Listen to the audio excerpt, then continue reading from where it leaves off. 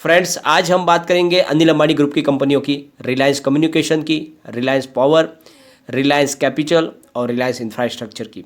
कौन सी कंपनी है जिसमें अभी भी इसमें बने रहने की संभावना बन रही है और किस कंपनी में से तुरंत बाहर निकल जाना चाहिए, एक वीडियो के माध्यम से मिल जाएगी। साथ में अनिल अंबानी की मुसीबत कहाँ तक पहुंची है उसको भी इस वीडियो के माध्यम से हम डिस्कस करेंगे। लेकिन फ्रेंड, उससे पहले अगर आप पहली बार मेरे चैनल पर आए तो चैनल को सब्सक्राइब कर दीजिए, एक बेल आइकॉन दबा दीजिए ताकि जब भी नया वीडियो बनाऊं पहला नोटिफिकेशन आपको मिले। वीडियो पसंद आए तो लाइक शेयर जरूर कीजिए। चलो फ्रेंड्स, वीडियो स्टार्ट करते हैं। सबसे पहले फ्रेंड्स, हम आरकॉम की बात कर लेते हैं। फ्राइडे के दिन आरकॉम का स्टॉक 1.95 पर ओपन हुआ और हाई बनाई इसने 2 रुपीज़ की और ये लो में चला गया 1.90 के, और एंड में जो इसने क्लोजिंग दी है वो है 1.95 की, यानी गुरुवार के दिन की ही क्लोजिंग थी। सेम क्लोजिंग, न इसमें गिरावट हुई न इसमें तेज़ी बनी।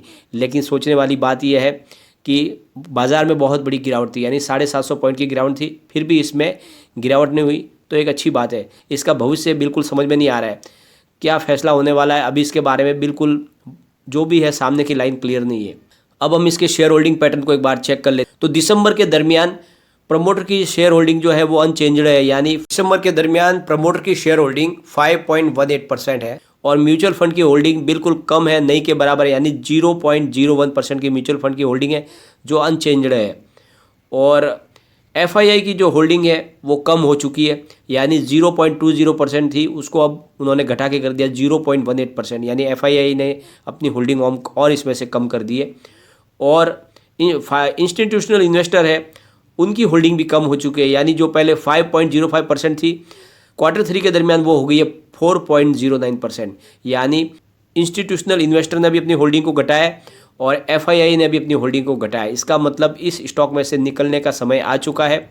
लेकिन फिर भी जो अगर हम इसका पिवट लेवल चेक करके एक बार देखेंगे इसकी प्राइस आगे अभी क्या रहने की संभावना है, तो अगर गिरावट होती है इस लेवल से तो स्टॉक का जो पहला सपोर्ट निकल के आ रहा है वो है 1.50 का। स्टॉक अगर उससे भी नीचे जाएगा तो फिर जाएगा 1 यानी 1 रुपये पर, और उससे भी नीचे अगर स्टॉक गिरेगा तो सीधा जाएगा 0.45 पर। लेकिन अब और तेजी अगर इसमें बनती है तो कहाँ तक जा सकता है, तो पहला जो टारगेट है वो है 2.55 का। स्टॉक अगर उससे ऊपर बढ़ेगा तो जाएगा 3.10 पर, और जो तीसरा इसका टारगेट निकल के आ रहा है वो है 3.60 का। तो तेजी के दरमियान अगर इसमें एक तरफा कुछ तेजी बनती भी है तो ये 3.5 तक जा सकता है। कम्युनिटी सेंटीमेंट अगर इसका चेक करेंगे तो 43% बाय की कॉल है, 57% सेल की कॉल है और 0% होल्ड की कॉल है, यानी बाय से ज़्यादा सेलिंग प्रेशर ज़्यादा है। मतलब इस शेयर में फिलहाल कोई पॉजिटिव सिग्नल नहीं दिख रहा है। इसमें से बेच के कहीं और दूसरी में शिफ्ट हो जाओगे तो आपको ज़रा बेनिफिट ज़्यादा रहेगा, क्योंकि आरकॉम का ज़्यादा भविष्य अच्छा नहीं दिख रहा है। और अब हम चलेंगे आर पावर की तरफ। आर पावर की जो फ्राइडे को जो प्राइस थी वो 3.55 पर स्टॉक ओपन हुआ और हाई में चला गया 3.60 के और लो में गया 3.35 के, और एंड में जो क्लोजिंग दी है वो है 3.45 पर, करीब 1.43% डाउन पर। इसने भी अच्छी खासी मजबूती दिखाई है। 750 पॉइंट गिरावट के बावजूद भी ये सिर्फ 1.43% डाउन पर ही क्लोज हुआ है। शेयर होल्डिंग पैटर्न को एक बार देखेंगे दिसंबर में क्या चेंज हुआ है।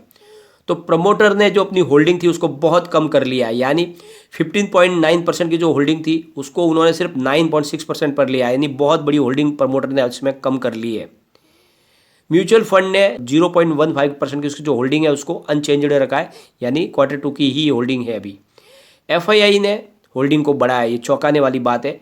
आर पावर के अंदर एफआईआई की होल्डिंग बढ़ गई है, यानी 1.55% से उनकी होल्डिंग हो गई है 1.62% Q3 के दरमियान। और इंस्टीट्यूशनल इन्वेस्टर की होल्डिंग है वो है कम हो गई है, यानी 8.2% से उनकी हो गई है होल्डिंग 7.57%, यानी अपने घरेलू इन्वेस्टर ने होल्डिंग घटाई है लेकिन एफआईआई ने इसमें होल्डिंग बढ़ाई है, जो एक पॉजिटिव सिग्नल दिख रहा है, क्योंकि एफआईआई बाजार की नब्ज को पहचानते हैं और उन्होंने होल्डिंग बढ़ाया, मतलब इसमें कुछ पॉजिटिव माहौल दिख रहा है। कंपनी ने 88.86% का नेट प्रॉफिट दिखाया, यानी एक प्रॉफिट मेकिंग कंपनी है। अनिल अंबानी ग्रुप की सारी कंपनियों में से सिर्फ एक आर पावर है जो प्रॉफिट मेकिंग कंपनी है। Q2 में भी इसने प्रॉफिट दिखाया था और अब की बार Q3 में भी इसने प्रॉफिट दिखाया है। अगर हम इसके पिवट लेवल की बात करेंगे, इसका जो सपोर्ट निकल के आ रहा है वो है 3.30 का। अगर वहाँ से भी स्टॉक नीचे जाएगा तो फिर जाएगा 3.20 के। स्टॉक अगर उससे भी और नीचे जाएगा तो फिर जाएगा 3.05 तक जा सकता है। और अगर इसमें तेजी बनती है तो जो पहला टारगेट है वो है 3.55 का।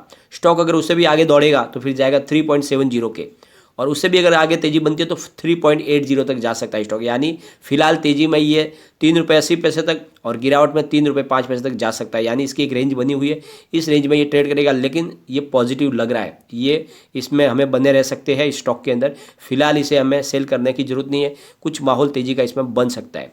अगर कम्युनिटी सेंटीमेंट की बात करेंगे तो 86% बाय की कॉल निकल रही है, 14% सेल की है और 0% होल्ड की है। यानी 86% लोग इसको लेना पसंद कर रहे हैं। यानी आर पावर में अभी भी गुंजाइश बाकी है। अब हम बात कर लेंगे रिलायंस कैपिटल की। फ्राइडे के दिन ओपन हुआ ये 10.85 पर, उसके बाद ये लो में चला गया 10.30 के, और इसने क्लोजिंग दी है वो है 10.55 पर, करीब 1.86% डाउन पर। यहाँ पर भी मजबूती थी। अब हम चलेंगे इसके होल्डिंग की तरफ। तो प्रमोटर की जो होल्डिंग है वो है 1.51%, यानी बिल्कुल कम है, इनकी होल्डिंग नहीं के बराबर है। पूरी तरह से ये बाहर निकल चुके हैं प्रमोटर।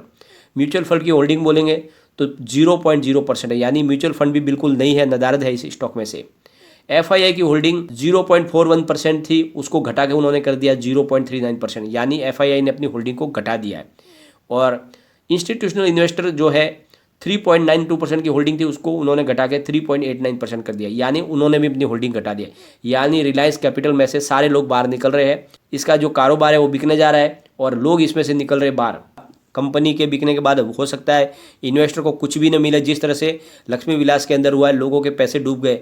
कुछ भी हो सकता है, आगे का भविष्य हम नहीं जान सकते कि आगे क्या होगा शेयर होल्डर के साथ में। फिर भी हम इसके पिवट लेवल को एक बार चेक कर लेते हैं।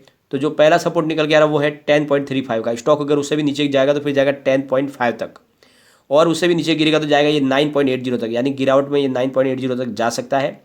और अगर यहाँ से बढ़त होती है तो पहला जो इसका टारगेट है वो है 10.90 का।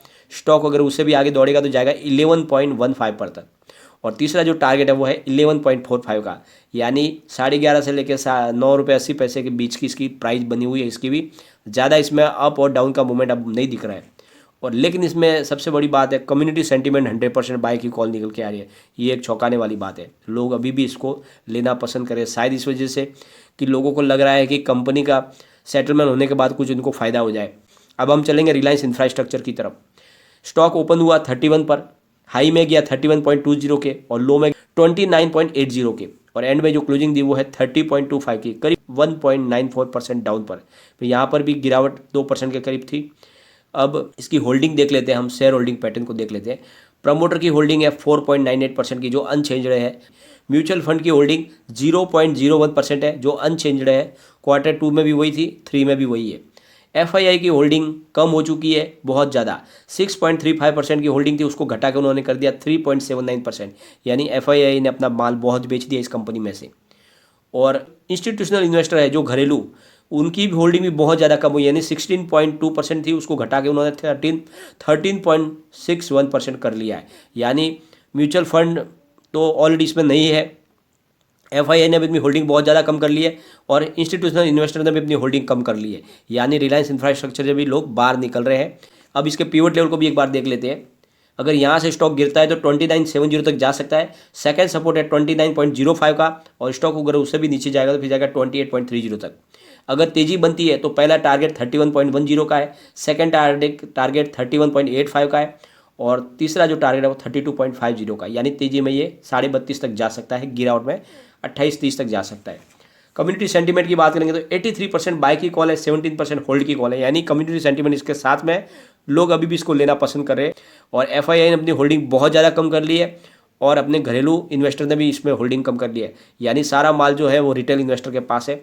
तो ये एक फंसने वाली बात है। और इसमें भी चारों कंपनियों को हम चेक करने के बाद एक बात समझ में आ रही है कि फिलहाल इन चारों कंपनियों में से एक कंपनी है आर पावर, जिसके अंदर बने रहने की संभावना बन रही है, जिसमें हमें रुके तो कुछ आगे फ़ायदा हो सकता है। लेकिन बाकी 3 कंपनियों में इनमें सिर्फ पैसे डूबने की ही संभावना दिख रही है, इनमें कोई तेज़ी की संभावना नहीं बन रही है। तो आर पावर छोड़ के आप तीनों कंपनियों को छोड़ के किसी और दूसरे इन कंपनियों में से आप एग्जिट होके किसी अच्छे स्टॉक के अंदर इन्वेस्टमेंट कीजिए। इसी प्राइस के अंदर बहुत सारे स्टॉक मिल रहे हैं जहां से आपको बहुत ज़्यादा तेज़ी की संभावना बन सकती है, आगे आपका जो लॉस है वो कवर होने की संभावना है। और ऐसा ही स्टॉक मैं आपको सुझा रहा हूँ, वो है Suzlon energy. Profit making company है और बहुत ही ज़्यादा उसके पास अच्छे ऑर्डर है, उसका कामकाज भी अच्छा है और भविष्य में वो मल्टीबैगर स्टॉक बनने की उसकी पूरी संभावना है। तो अगर आपको फिर से अगर 5-6 रुपये के आसपास अगर खरीदारी का मौका मिले तो इसका जो अभी आपका इन्वेस्टमेंट है उसको सेल करके उसकी जगह पे आप सुजलॉन एनर्जी में इन्वेस्टमेंट कीजिए, लेकिन फ्रेंड कोई भी इन्वेस्टमेंट करने से पहले अपने फाइनेंशियल एडवाइजर से एक बार एडवाइस ले ले या अपना खुद का रिसर्च करें, क्योंकि मैंने वीडियो आपके एजुकेशन पर्पज के लिए ही बनाया। वीडियो पसंद आए तो लाइक शेयर जरूर कीजिए और चैनल को सब्सक्राइब कर दीजिए। Thank you.